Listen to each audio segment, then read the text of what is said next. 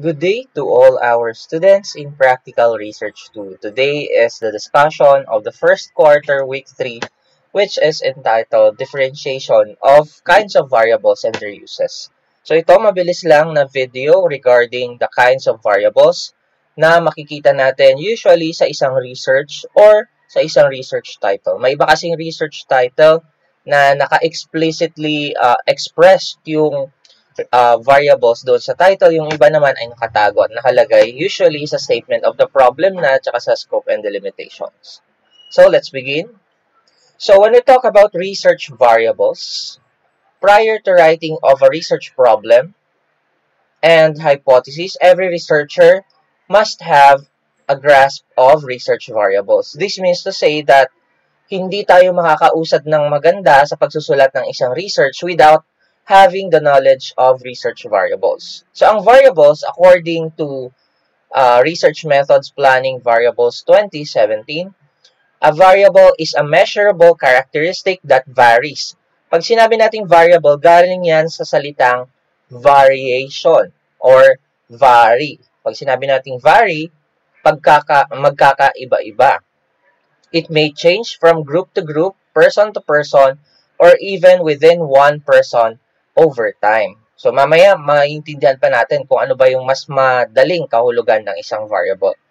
A variable is a characteristic or feature that varies or changes within a study. This is according to Wright and Lake.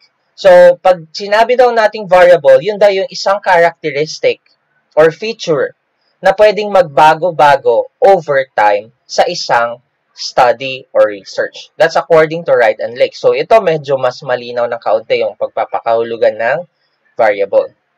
Now, pag sinabi kasi nating variables class, dalawang klase yan. We have independent and dependent variables. So, sa isang experimental research, meron laging experimental group, meron din laging tinatawag na controlled group.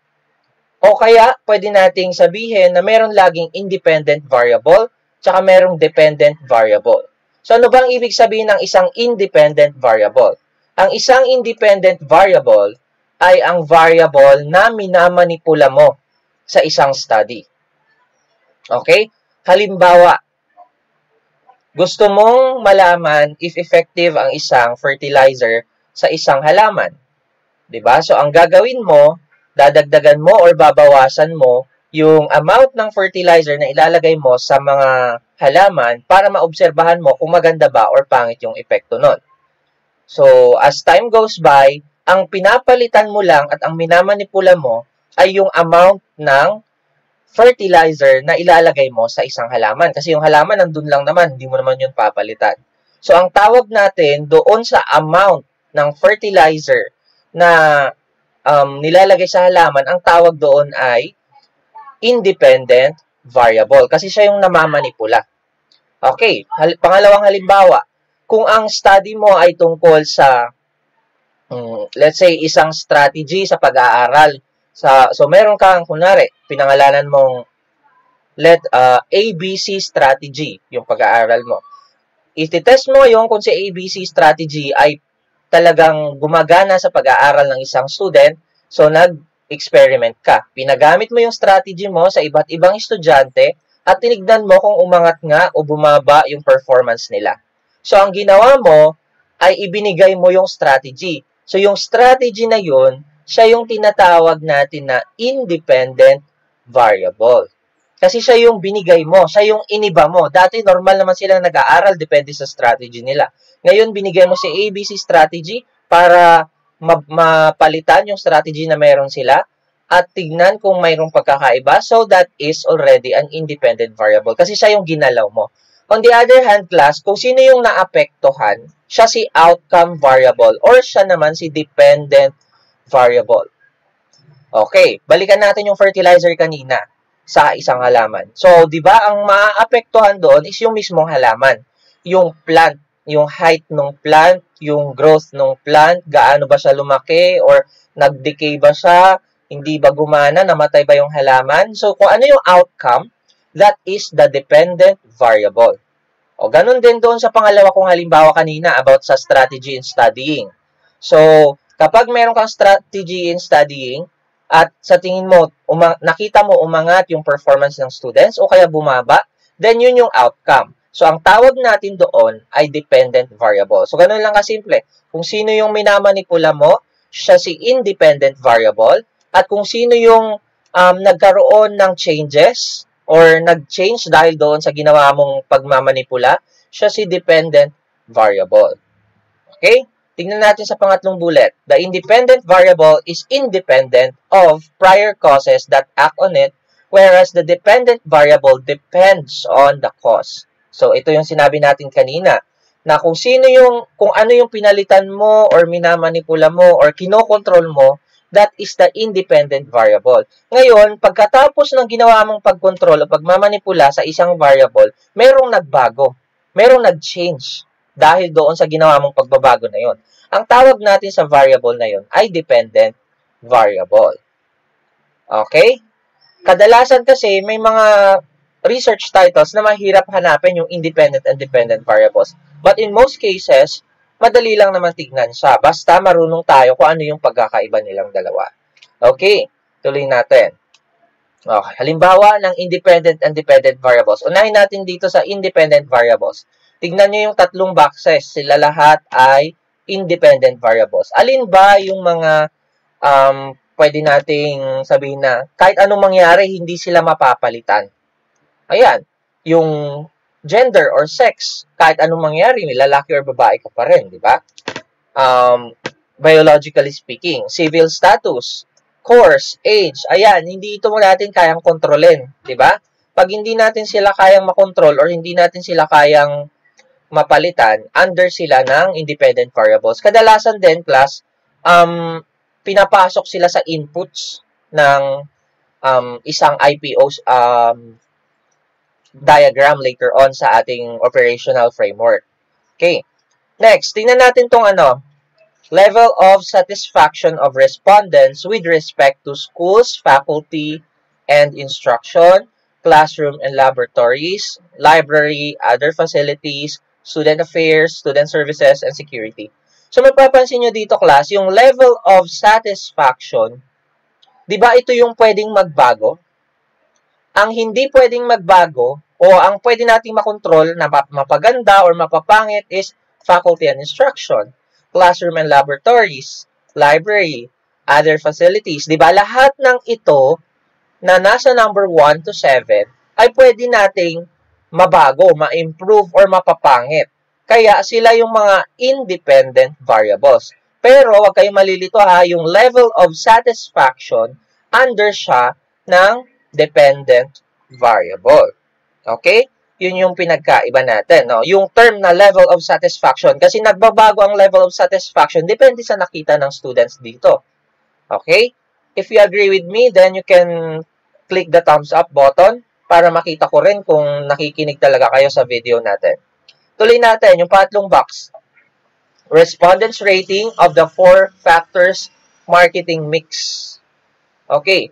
Product and service, price, tuition, promotion, place, or strategic location. Okay, so itong 4 ulit na to, ito yung pwedeng magbago. Yung location, pwede mong palitan kung saan mo ilalagay. Diba? Yung promotion, ano bang strategy ang gagamitin mo? Depende yan. Napakaraming strategies to promote a certain product. Diba? And then, price. Iba-iba ang price ng isang product. Or yung mismong product or service, napakaraming products online or sa ating kapaligiran. So, ito yung mga pwede nating sabihin na independent variables kasi sila yung namamanipula natin. Yung respondents rating, di natin yan mamamanipula pero mag-change siya depende sa kung ano yung kinalabasan ng product, price, promotion, place. Diba?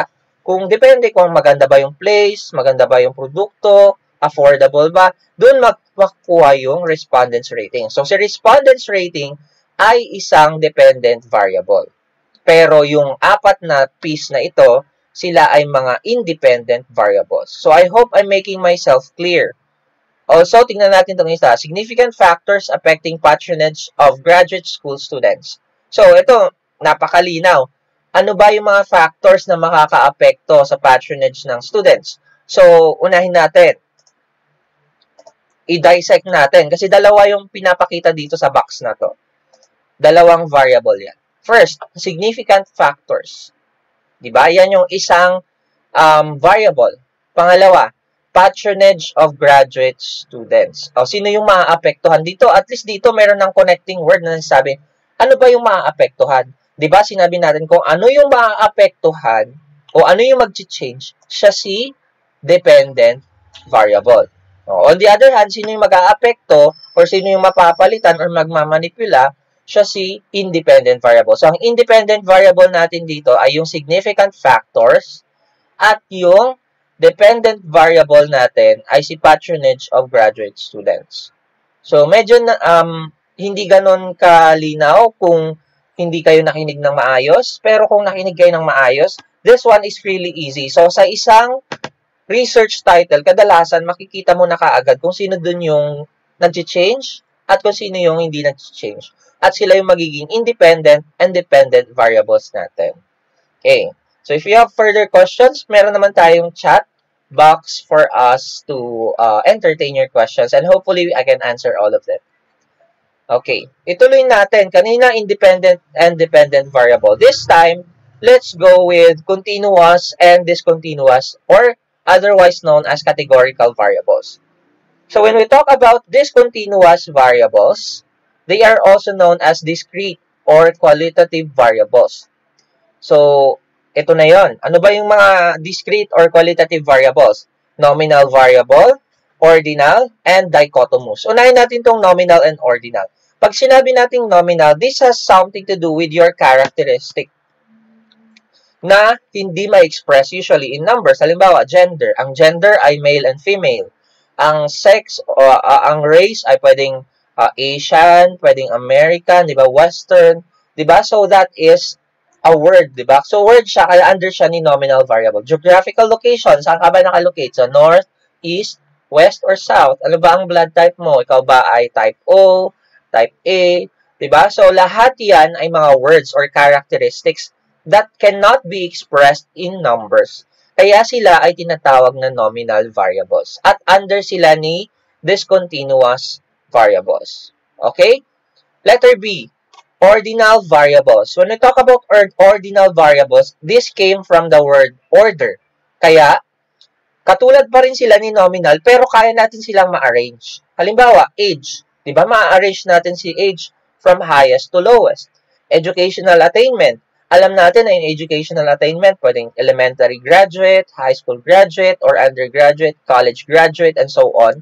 So, pwede natin ma-arrange. Ano ba yung pinakamababa? Ano ba yung pinakamataas? Diba? Although mga characteristics pa rin sila, pero this time, pwede na silang ma-arrange. Hindi katulad sa nominal, hindi sila na-arrange. Okay? Yun lang yung difference nila. Ito, mga levels of satisfaction, ayan, mga level-level na. So, na-arrange sila. Now, meron ditong pangatlo, si dichotomous variable. Di means two, no? So, kung ang variable natin ay pwede silang mahati into two categories, that is a dichotomous variable. Halimbawa, male or female, dalawa yon, di ba? Pass or fail, dalawa yon. Rich or poor, yes or no, agree or disagree. So, kung ganun yung mga variables na gagamitin mo, they are considered dichotomous. Pero, sir, di ba, male or female, di nasa nominal pa rin siya. Yes, meron tayong tinatawag na nominal na dichotomous. Meron din tayong tinatawag na ordinal na dichotomous if that's what you're going to use in your study. But, ang dalawang uri ng categorical variables natin ay itong letter A and B. Parang itong letter C, special kind na lang siya ng categorical variable natin. Okay? So, ayun yung discontinuous or categorical variables. Punta tayo sa continuous variables naman or tinatawag natin na quantitative variables. So, kanina, qualitative variables yung discontinuous variables. Ngayon, ang continuous variables natin ay quantitative variables. This means to say that the variables that we are going to talk about has something to do with numbers. Okay. Unahin natin sa interval variables. Interval variables are variables for which central characteristic is that they can be measured along a continuum and they have a numerical value. Halimbawa, age range. So, let's say ang age range ng mga nasa highway hills, grades, kinder up to grade 12 is, let's say, 5 to 25. Diba? So, that's an age range. So, kapag interval, literally, meron kang makikitang interval. Meron nakalagay 5 to 10, 10 to 20, 30 to 50. Ayan. School grading ranges. Halimbawa, sa UP, paano ka magkakaroon ng 1.0? So, halimbawa, ikaw ay magkakaroon ng 99 to 100, that's considered 1.0. So, that's school grading range. Ibig sabihin, class, pag sinabi nating interval, meron talagang literally binigay na interval. Ganun lang. No? Kasi yung word na continuum is present. Pangalawa, ratio variables. Pag sinabi nating ratio variables, ito naman yung interval variables, with the added condition that 0 of a measurement indicates that there is none of that variable. Ito yung variable na pag sinabi mong 0, wala talaga. Halimbawa, pag 0 ang height mo, wala talaga yung taong yun. Wala namang nag-exist na gano'n na 0 ang height. Diba? Na concrete. Weight. Pag 0 ang weight, ibig sabihin, walang substance. Halimbawa, 0 kilograms of chicken, wala talagang chicken. Kasi nga, 0 yung weight niya. Diba? Temperature, pag 0 degrees Celsius, dito, meron pa rin temperature. Yun nga lang, di ba, walang absence ng heat naman yung pwede nating masabi doon. Di ba? So, wala pa rin. Meron pa rin nawala. So, kapag ganun yung scenario, they are considered ratio variables. So, although dito medyo nakakalito, hindi naman tayo mag-focus sa pag-identify kung sila ba ay interval or ratio. This has something to do more with your subject in statistics, but that is already done. And so, we will just discuss some things that are related for dependent and independent variables. So, diniscuss natin to kasi baka pwede silang pumasok sa uri ng variable na meron kayo. Okay, other variables. Meron tayong tinatawag na moderating variable. Pag sinabi natin moderating variable, this has a strong contingent effect on the relationship between independent and dependent variables. Okay. So, meron ka ng independent, meron ka ng dependent, pero meron pang makaka-apekto sa relationship ng dalawa. Halimbawa, the interest of students to use library affects the relationship between the quality of library facilities and performance of students. So, dito, meron ka ng quality of library facilities and performance of students. Obviously, si quality of library facilities siya si independent variable. Diba, yung quality, mapapalitan natin yan. Kung maganda or pangit, papaayusin, improve, diba?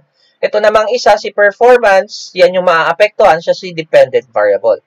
Mapapansin nyo dito sa situation na ito, meron pang isang variable, interest of students to use library. Diba? So, ito makakaapekto siya dito sa dalawa. So, ang tawag natin sa variable na ito ay moderating variable. Kasi, so, ibig sabihin, pangatlong variable siya na naka-indicate sa title natin na pwedeng maka-apekto sa main variables natin, which are dependent and independent variables. Ganun lang kasimple si moderating variable. Letter B, intervening variable is a hypothetical variable used to explain causal links between variables. Example, there is an association between being poor and having a span of life. So, dito, hindi present yung intervening variable. Pero tingnan natin dito, no? Naghahanap ka ng links between two variables. Ano yung first variable natin? Being poor, di ba? Shorter lifespan. Yan. So, ito yung ating independent variable, kung mahirap ka ba or hindi. Ang lifespan yung magdedepende daw dyan sa kanya. Ayan. So, kapag ikaw ay naghahanap ng links between these variables, ayan, no, may word na association, then meron kang intervening variable. Although hindi siya nakalagay, di ba? Siguro hahanapin pa lang siya sa research, kaya hindi pa explicitly nakalagay dyan. Pero nakita mo yung word na association or perhaps relationship, di ba? So kapag ganun yung nakita mo, may intervening variable to. Pero nakatago pa. Kasi yun yung hahanapin sa study. Okay, yun yung intervening variable. Letter C, extraneous variable is an unintentional existing variable that might affect the study. So, ito, ayan o, unintentional existing variable. Hindi natin in-expect na magkakaroon ng ganung variable sa study na yon. Pero nandun siya at pwedeng maka-apekto yun sa study. Halimbawa, no, gusto mong ma-measure yung performance ng student in relation to how much they are playing mobile games. O, ganyan. So, gusto mong makita kung mas mahabang paglalaro ba ng mobile games, mas mababang grade, or mas mataas na, mas mababang performance ba ay mas mababang grade din, ganyan. So, kung ganun ang iyong gustong maging study, ano yung mga distractions na pwede rin maka-apekto sa pagkakaroon ng mataas or mababang grade? So, nandyan na yung pwede nating sabihin na ibang factors like environmental factors, maaaring sa bahay ng estudyante ay talagang masyadong maingay, maraming distractions, kaya kahit anong pilit niyang mag-aral, hindi siya makapag-focus kasi masyadong maingay sa paligid niya.